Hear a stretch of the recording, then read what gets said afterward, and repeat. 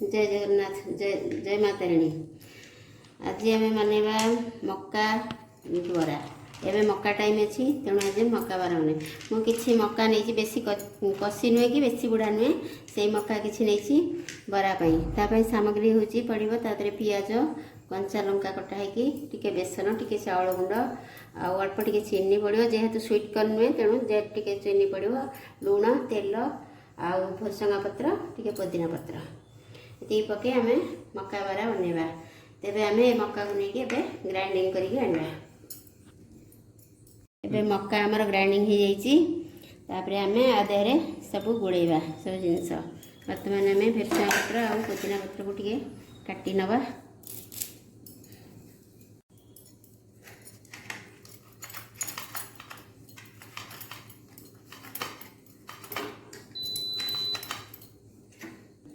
पुदीना पत्र टे काटिदवा। पुदीना पत्र टे पकड़े टे भल बास्ना आसो तार आ देहपाई भी भल।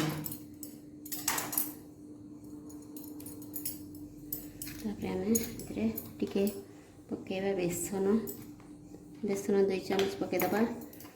चाउल गुंड 2 चामच पकईदबा। स्वाद अनुसार लुण पकेबा। तापर स्वाद अनुसार टिके चीनी पकेबा।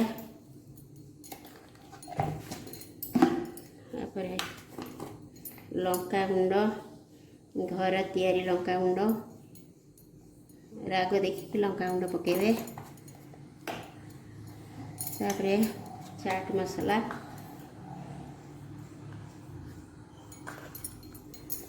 तापरे पकेबा आम पियाज लंका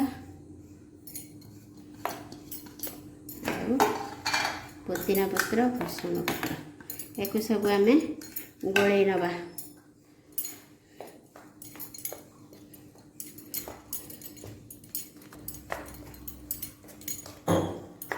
बाटिला बेले टिके पानी हो जाए तेणु आ टिके चाउल गुंड पकईदबा।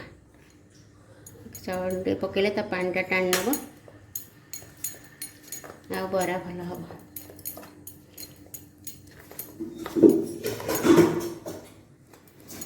आम कड़ई बसैबा आउ तेल कड़े तेल दबा छाणीबा।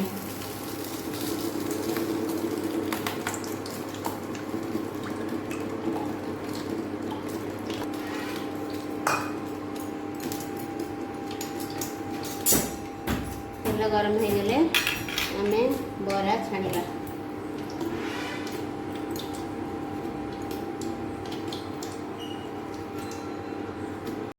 टे तेल गरम हो ना तेल भल भाव गरम होनी टे गरम हो गले आम बरा पकेबा। एबे देखो तेल आमर भल भाव गरम हो जाइए आम एबे बरा पकेबा।